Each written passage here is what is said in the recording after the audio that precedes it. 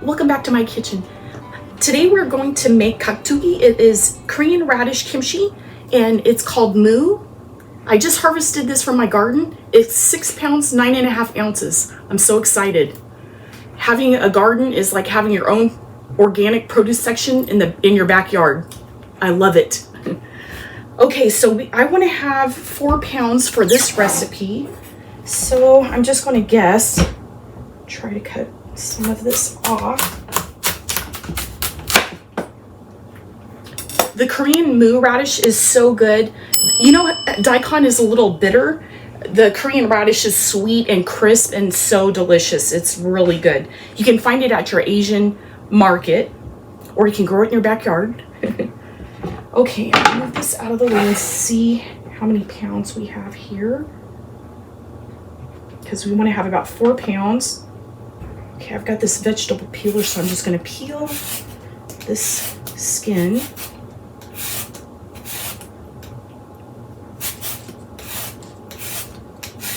We've been getting a lot of rain lately, so mine cracked a little bit, but it's not bad. The inside looks really good. I think this is the best the inside of the radish has looked for my garden. This year is the best year. Now we're just gonna slice this, because we're gonna make these into cubes, but first we're gonna cut them into rounds. So it's about that thick.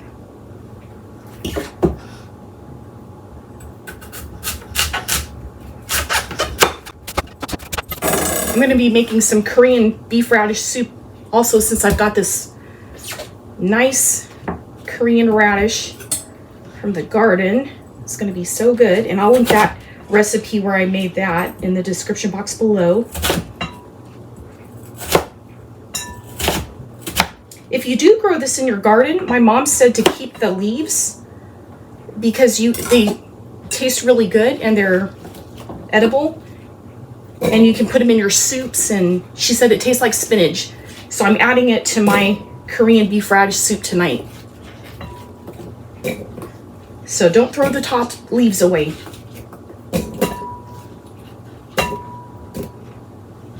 And here's our cubes.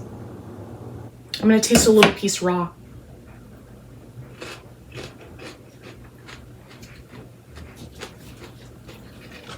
Oh, it's so good. If you guys have never tasted it, it is so much better than daikon.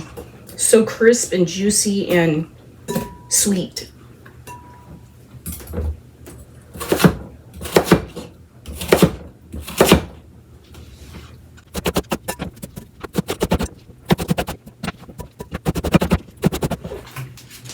And here's our bowl of wonderful moo, Korean radish.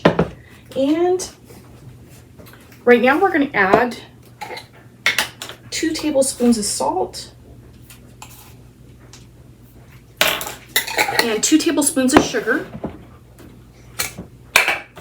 This kimchi is going to be so good. And you can eat kimchi at any stage. You can eat it fresh and at any point in the fermentation process. It's really good.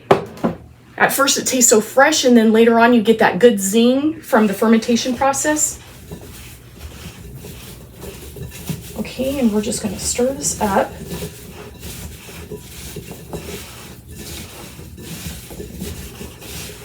Okay, we're going to let this sit for about 30 minutes, and every 10 minutes you want to come and just give it a toss so that all that salt and sugar can start drawing out the water from the moo. Oh, let me show you what the leaves look like in case you want to. If you're growing this in your garden, then the leaves, there's all these leaves from the top of the radish. I have a whole bag here, and you can just add them to your soup, and it'll be just like spinach. Our radish kimchi has been sitting in the brine for 30 minutes, and I turned it every 10 minutes. And now there's a bunch of juice in here. See all that juice in there? Okay, and so we are going to save some of the juice.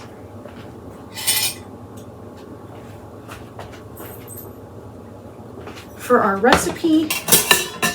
So we're gonna go ahead and drain all of this.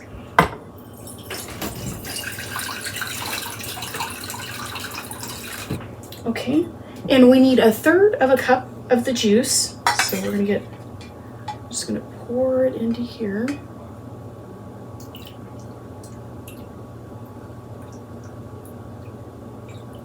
There we go. And you need 5 to 6 cloves of garlic minced. And this is my frozen garlic, my homegrown garlic that I puree and then I freeze. And I'm gonna go ahead and chop it up a little bit so it can thaw. I'm just gonna set that inside our kimchi. And I've got a little knob of ginger. We're just gonna mince this up.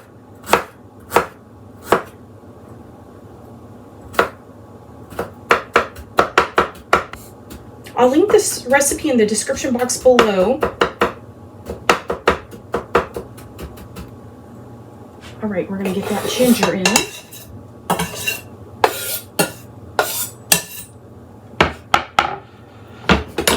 I've got 4 green onions here. So I'm just gonna chop the little roots off.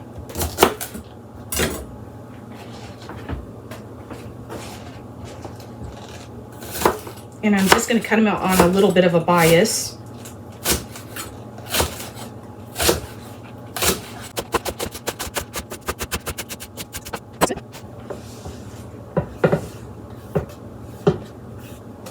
I think the original recipe called for 1/2 cup of gochugaru, or the Korean red pepper flakes. But I'm just going to put a couple tablespoons at first. This batch seems really hot, so I don't want to make it too hot. So I'm just going to put 2 tablespoons in for now. And you can do that according to your taste. If you don't like it too spicy, just put less and put more if you like it spicy.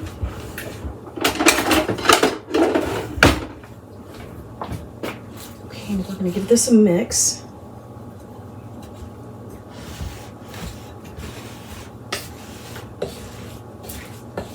It calls for fish sauce also. I'm not going to put fish sauce in it. I'm just going to leave that out. But you can if you want to.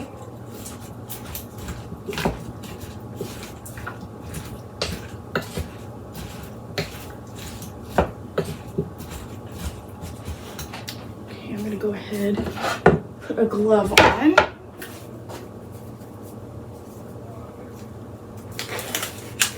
These gloves are good for mixing kimchi up so that hot pepper doesn't bother you and all that garlic and everything. But you can get it mixed in really well.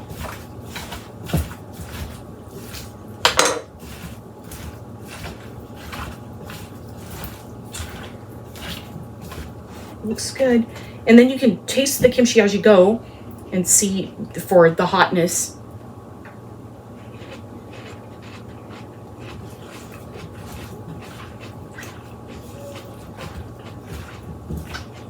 And that's good for me. These red pepper flakes seem really hot. So Korean red pepper flakes are lower on the scale of spiciness for peppers, but this batch is really hot. And that is perfect for me, the 2 tablespoons. And I'm just going to go ahead and fill my quart jars.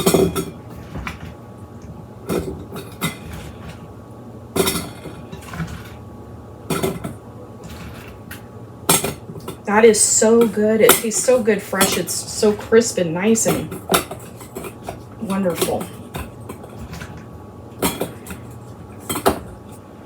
We don't want any of that juice to go to waste. And your kimchi, you always do want to press your kimchi down. That way the juice is covering everything.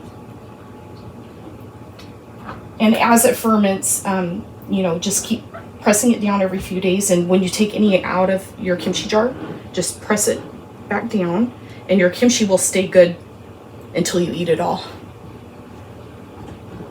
Okay, and this will start releasing more juices too the longer it sits. So I'm just gonna press it down as much as I can right now. If you want it to ferment faster, you can leave it out on your counter for 1 or 2 days. For me, I just go ahead and put it in the fridge because I like to eat it at all stages of fermentation. So at the beginning, it tastes more like fresh, and then it just keeps fermenting even in the refrigerator, just at a slower rate.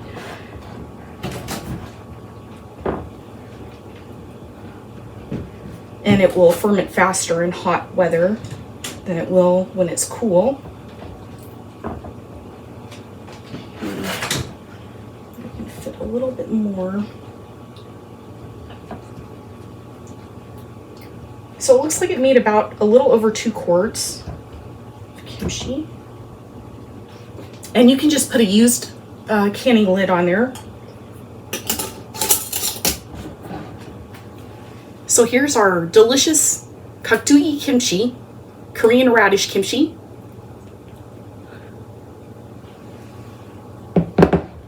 So good. And we already gave it a taste test, and it's really delicious. Kimchi's so good, and it's good for us. Thank you all for hanging out with me today. I hope you have a blessed day, and I'll see you next time. Bye.